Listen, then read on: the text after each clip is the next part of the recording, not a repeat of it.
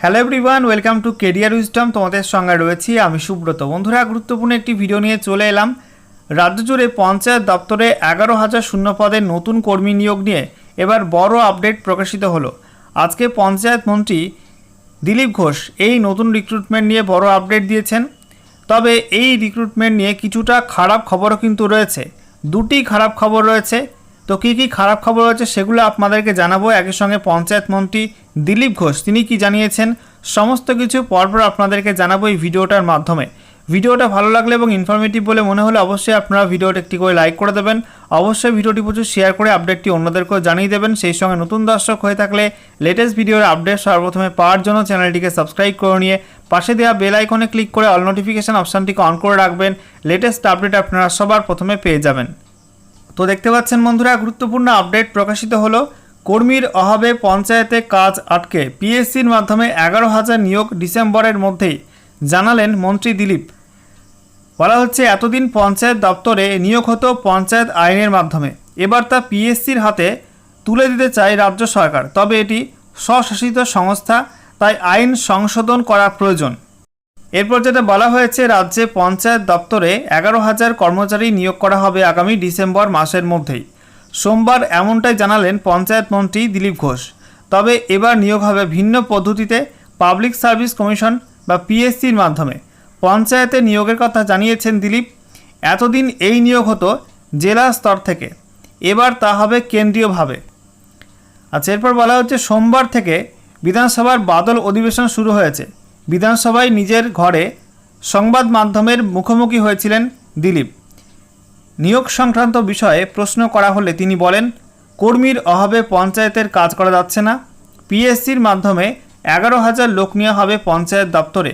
December মাসের মধ্যেই নিয়োগ প্রক্রিয়া শুরু করবে রাজ্য সরকার। নতুন সরকার ক্ষমতায় এসে কেন্দ্রীয়ভাবে পঞ্চায়েতে নিয়োগের সিদ্ধান্ত নিয়েছে, জানিয়েছেন দিলীপ। এবারে বন্ধুরা, ভিডিওর শুরুতেই তোমাদেরকে জানিয়েছিলাম যে এই রিক্রুটমেন্ট নিয়ে কিছুটা খারাপ খবর রয়েছে এবং দুটো খারাপ খবর রয়েছে। এবার সেটা বলে নিই। তো ইতিমধ্যেই রাজ্য সরকারের তরফ থেকে বা মন্ত্রী দিলীপ ঘোষ তিনি জানিয়েছেন 11,000 শূন্য পদে রিক্রুটমেন্ট করা হবে পঞ্চায়েত দপ্তরে। এটা কিন্তু ভালো খবর। তবে আমরা বেশ কিছুদিন ধরে প্রায় 1 থেকে 1.5 মাস ধরে শুনে আসছি যে পঞ্চায়েত দপ্তরে রিক্রুটমেন্ট করা হবে। প্রথমে বলা হলো যে 6,000 প্লাস ভ্যাকান্সি রিক্রুটমেন্ট করা হবে, তারপরে অ্যাসেসমেন্ট করা হয়েছে এবং বলা হচ্ছে 11,000 শূন্য পদে রিক্রুটমেন্ট করা হবে পঞ্চায়েত দপ্তরে। তো এটা কিন্তু আমরা 1 মাস কি 1.5 মাস ধরে শুনে আসছি। এখনও পর্যন্ত কোনো নোটিফিকেশান আসলো না এবং তারপরে বলা হলো যে এটা আগে রিক্রুটমেন্ট করা হতো জেলাভিত্তিক, এখন করা হবে কেন্দ্রীয় স্তরে অর্থাৎ পিএসসির মাধ্যমে, ঠিক আছে, এবং এর জন্য রুলস চেঞ্জ করা হবে। তো এই যে সরকারি বিষয়গুলো, রুলস চেঞ্জ করা, নতুন আইন আনা, তো এগুলো করতে তো সময় লাগবে। এবং এই সঙ্গে আরও একটা বিষয় আজকে বলেছেন তিনি যে ডিসেম্বর মাসের মধ্যে নিয়োগ প্রক্রিয়া শুরু হবে। তো এটা জুলাই মাস চলছে, এরপরে আছে জুলাইয়ের পর August, September, October, November, December. তো এখনও প্রায় 5 মাস মতো, তারপরে ডিসেম্বর মাস, ঠিক আছে। তো এত সময়ের মধ্যে আদৌ কি রিক্রুটমেন্টটা কমপ্লিট হবে নাকি ডিসেম্বর মাসের আগে শুধুমাত্র নোটিফিকেশানটা বেরোবে, এটা কিন্তু কোনো ক্লিয়ার কিছু বলেননি মন্ত্রীমশাই, ঠিক আছে।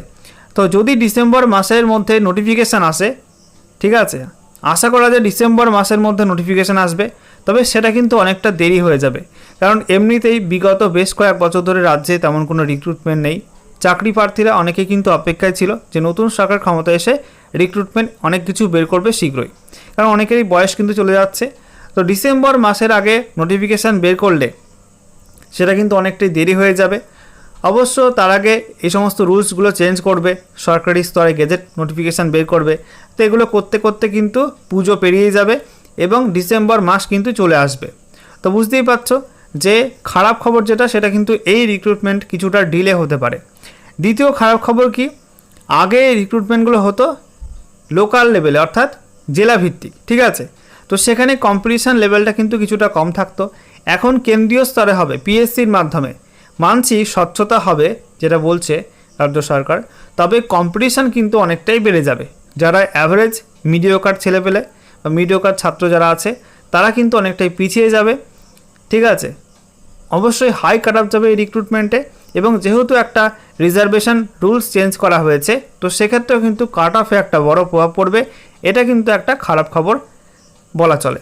আচ্ছা, এবারে আমরা দেখে নেব এরপর কী বলা হচ্ছে। বলা হচ্ছে এতদিন পঞ্চায়েত দপ্তরে নিয়োগ হতো পঞ্চায়েত আইনের মাধ্যমে, এবার তা পিএসসির হাতে তুলে দিতে চাই রাজ্য সরকার। তবে এটি স্বশাসিত সংস্থা, তাই তাদের হাতে নিয়োগ প্রক্রিয়ার ভার দিতে হলে আইন সংশোধন করা প্রয়োজন। দিলীপ জানান, পশ্চিমবঙ্গে বিজেপি ক্ষমতায় আসার পর 1 লক্ষ কর্মসংস্থানের আশ্বাস দিয়েছিলেন তিনি। সেই কথা মতোই পঞ্চায়েতে নিয়োগ শুরু হচ্ছে। উল্লেখ্য, পঞ্চায়েতের অনেক কাজ যে আটকে আছে তা নিয়ে আগেও সরব হয়েছিলেন দিলীপ। পুরসভাগুলির মতো পঞ্চায়েতও খাতায় কলমে এখনও তৃণমূলের দখলে।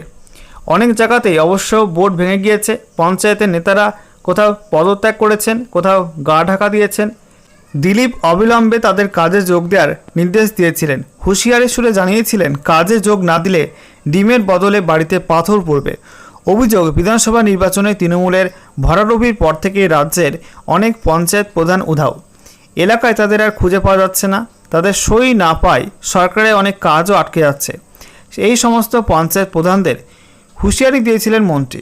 এবার পিএসসির মাধ্যমে পঞ্চায়েতে নিয়োগের কথা ঘোষণা করলেন তিনি।